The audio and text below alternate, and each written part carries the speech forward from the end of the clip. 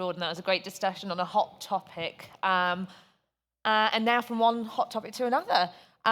We are going to be going into our final session before the break, so stick around. And this is focusing on AI in healthcare, trends in intrapreneurship. Our speaker has close to 20 years experience in research and applied AI. Her work has deeply influenced the domains in healthcare, including medical image processing, genomics research, and precision medicine. She's an active member of the Responsible AI Office for Microsoft Canada and serves on several advisory boards, including Women in AI. She's received several distinguished awards and recognition, including the top 30 influential women advancing AI in Canada. We're delighted to welcome Dr. Helia Mohammadi, Chief Data Scientist and Health and Life Sciences Industry Lead at Microsoft Canada. Please welcome Dr. Helia Mohammadi to the stage.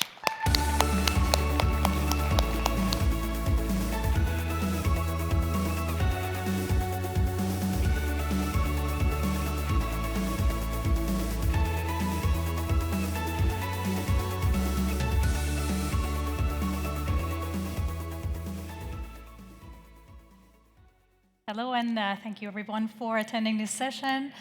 My name is Helia Mohammadi. I'm the Chief Data Scientist and Healthcare and Life Sciences Industry Lead for Microsoft Canada. Today I will be talking to you about some of the trends, challenges in healthcare, especially in the adoption of AI. And I'm very excited to share some of my learnings around AI intrapreneurship. Before jumping to that, I'd like to basically demystify some of the concepts. This is an AI conference, I understand that, but I want to make sure that we are on the same page with some of these terminologies. So AI is the sets of algorithms and technologies and lines of codes really enabling us to infer information from data, finding patterns, generating information. And as a subset of artificial intelligence, we see machine learning. So machine learning is really around different algorithms that are enabling machines to understand and kind of behave like a human expert. Under that, we have a subset called deep learning. So deep learning is really a subset of neural networks under machine learning algorithms that's based on the human or basically inspired by our neural systems of our humans, with more nodes and more layers in the middle. And generative AI is also a subset of that. We are here seeing and hearing a lot about generative AI. I want to point out that what I'm talking to you today is mainly around the AI, the general AI applications in healthcare. I'm going to also talk to you a little bit about ChatGPT because I know everyone's here interested about learning what Microsoft is doing in that space. So Microsoft's approach to AI, we are heavily invested in applications of AI, especially AI for good. We believe that AI for good needs democratization of AI. Not everyone has a degree in computer science or data science, and we want to put these technologies and tools in the hands of the domain experts to be able to bring innovation into their organization. And in that said, we are basically trying to help and support our customers and our partners in terms of leveraging and using these technologies under rigorous policies and guidelines that we offer them in terms of our research, in terms of our responsible AI framework. Here are some of the advancements in terms of AI in the space that Microsoft has been working on. I want to make sure that everyone knows AI isn't really something new. It's been in the research labs for decades, many decades. And recently, the main hype really began because we were able to reach or exceed human parity. We started in 2016 with object recognition, all the way to speak recognition, speech synthesis. You've heard a ton about these in the past 2 days, and all the way to natural language understanding and question answering, common sense question and answering, and all the way to GitHub, Copilot toolkits that we announced. Only in this year, there were a ton of announcements. I have to admit, it's been really challenging for me to keep up with all of these announcements that Microsoft had. But most importantly, we made some advancements in our own products, including Outlook, your emails, writing emails. So these technologies can help you become more productive and also be more efficient. I want to play a video around our Copilot. And hopefully can narrate around that video. It has a background noise, so I'm hoping that the VR team is able to help me. Wonderful. So the beauty of applications of AI in the productivity tool sets, if you will, is really you are able to type in with natural languages and generate outputs. For instance, generate emails, generate summary of your documents that you're working on right inside your tool sets, including Outlook, Word. You can generate summarization, as I mentioned to you. You can also infuse that AI capability and keep or adjust it. So we want to keep the human expert into this core, into the center, so that they make the decision whether or not they want to keep or adjust or modify. You can see you can tap that into your Excel to infer more information from your data in natural language query. You can ask ChatGPT to basically our OpenAI components that is embedded inside our product portfolio to create PowerPoint slides. If you're missing the beginning of a meeting, for example, on Teams, you can highlight where your name was indicated, have a summary of the meeting, have next steps that were captured during that session. So these are some of the applications of OpenAI that Microsoft has infused into our system. Again, I want to be cognizant that AI is not just the generative AI. It's much more beyond that, especially when we're looking at healthcare. Some of the announcements that I'm interested to share with you today is really around the last 3 months that we've been basically working tirelessly to bring OpenAI, Azure OpenAI, into the mix. So basically, what I'm really excited to share here is the announcement that was at HIMSS, which is happening right now, around the Nuance DAX solution, DAX Express, that is really the Dragon ambient experiences that can listen to the conversations between a patient and a physician, summarize, find those keywords, symptoms, even social determinants of health, to be able to bring more health equity into the hands of individuals who are living in rural areas, for example. Another interesting outcome of announcement from the HIMSS was Microsoft and Epic's collaboration around bringing Azure OpenAI into one of the best EMR solutions, electronic medical health records out there, in terms of Epic and Microsoft OpenAI, infusing and giving opportunities to the clinicians to be able to summarize, generate text, and be able to reduce some of the burnout that it's a major challenge these days. I also want to point out that Microsoft was named as the undistributed leader in the AI platforms for health and IT. This is really because of the foundation of work that our researchers and scientists are performing, and because of our collaborations with our partner ecosystem as well. So around generative AI, we recognize 4 major areas that generative AI is able to perform nicely. The first one is around content generation. Second one is around summarization. When you're a researcher or you're a doctor, you want to read text or journal papers that are published, you can have a summary of those, although these are assistive technologies. We always encourage the humans to basically look at the results and modify and adjust.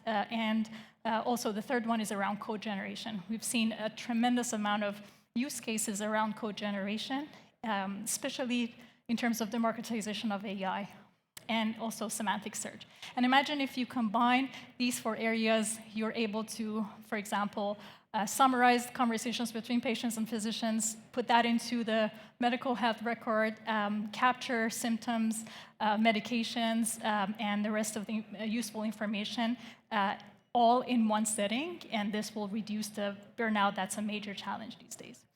However, with that said, with these powerful tools comes the responsibility to be ethical and to be responsible.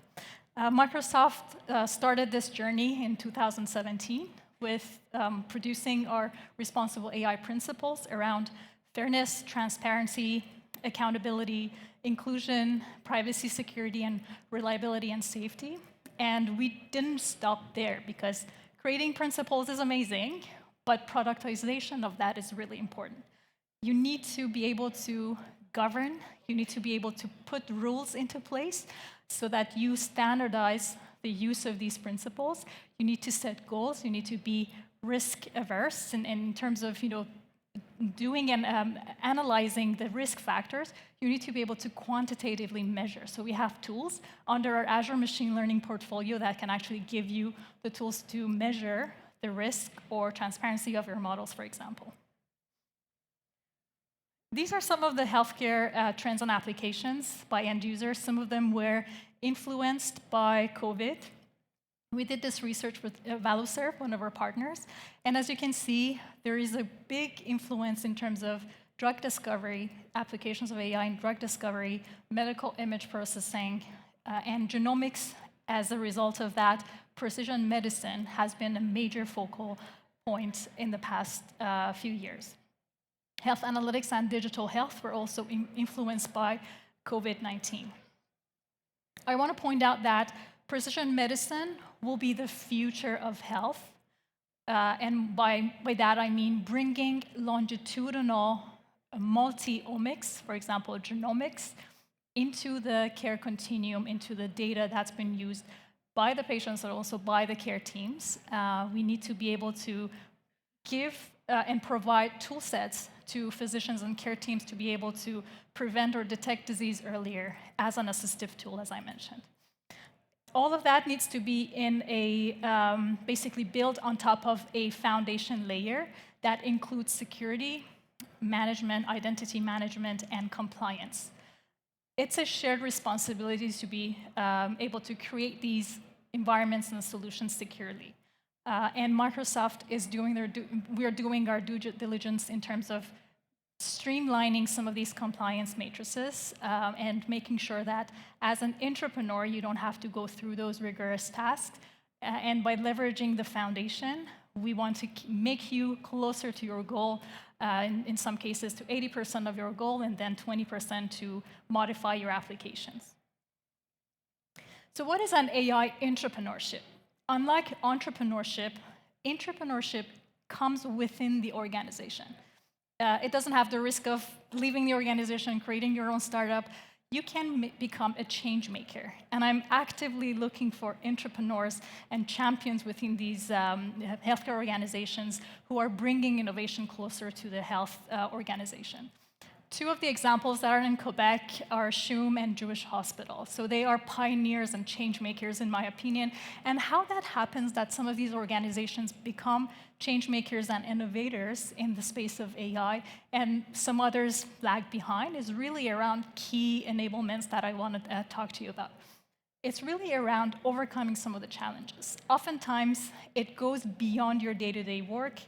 You need to upskill your team, upskill yourself, think about change management, and also produce results and productize beyond proof of concept and proof of value. That typically takes a really long while because of the way that public sector is shaped, and also improving readiness of technology adoption. You need to think about your AI strategy in your organization. Microsoft and others have done tremendous work in terms of producing some of these AI strategies, and you can adopt some of that, modify it to make it your own. And also the big challenge would be around data silos.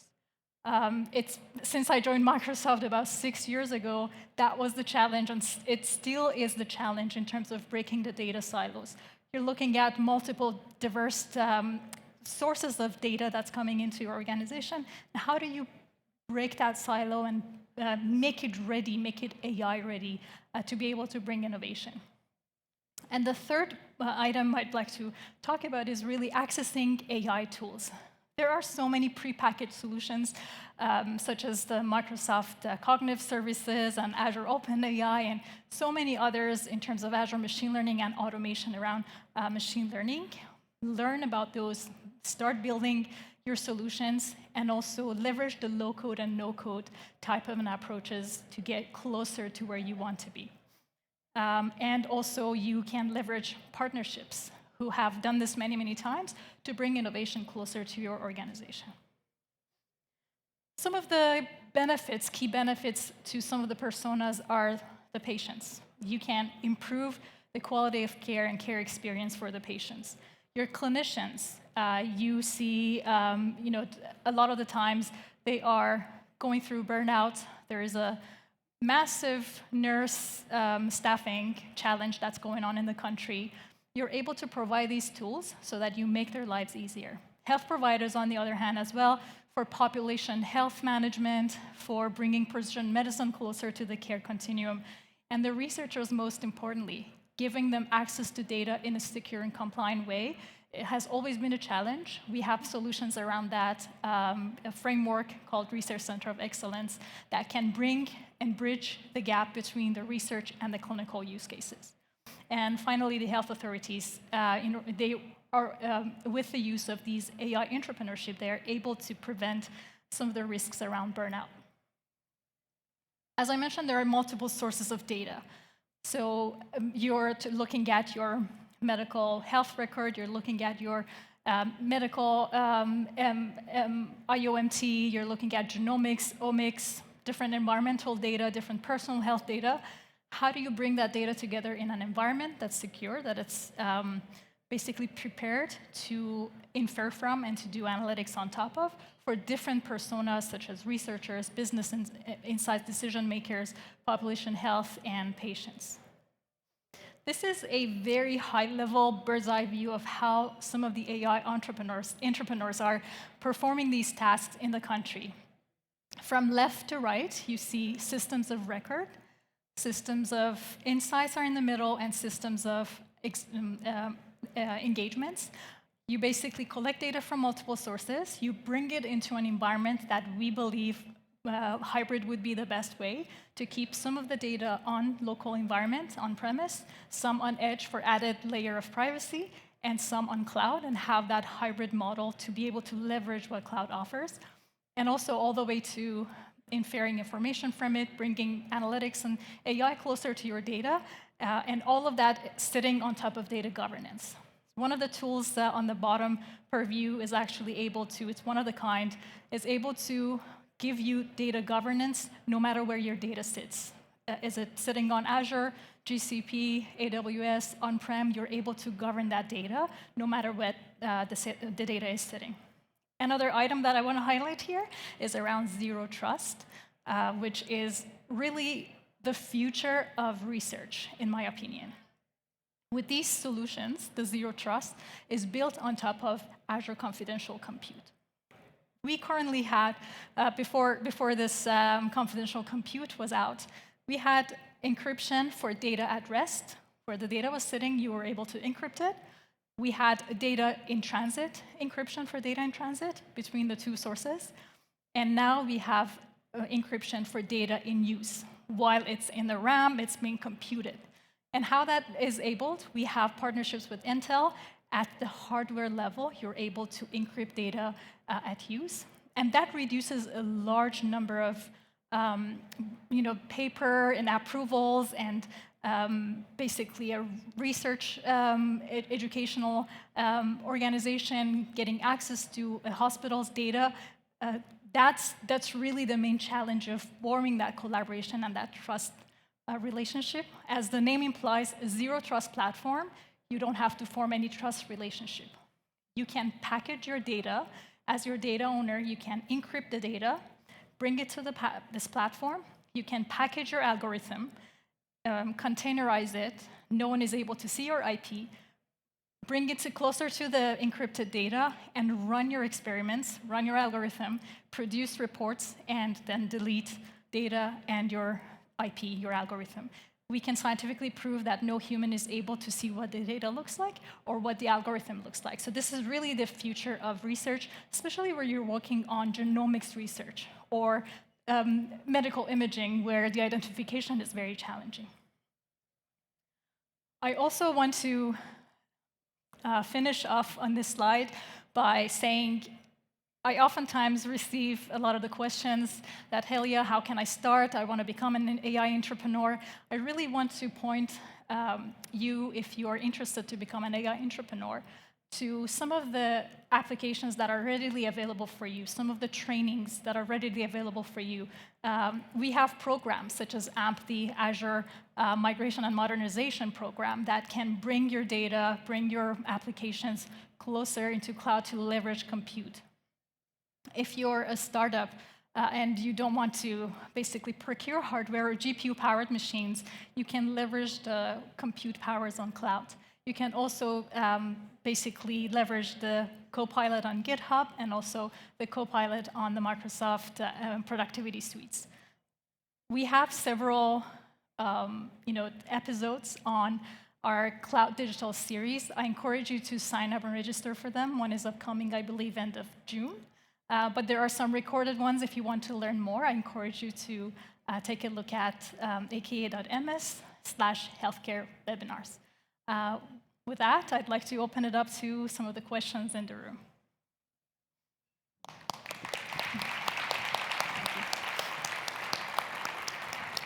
Thank you. Unfortunately, we don't have time for questions. I'm so sorry, but thank you for a fascinating talk and for advice on people who want to get started. That was great. Please give a big hand to Dr. Helia Mohammadi. Absolutely. Thank you. And now it is time.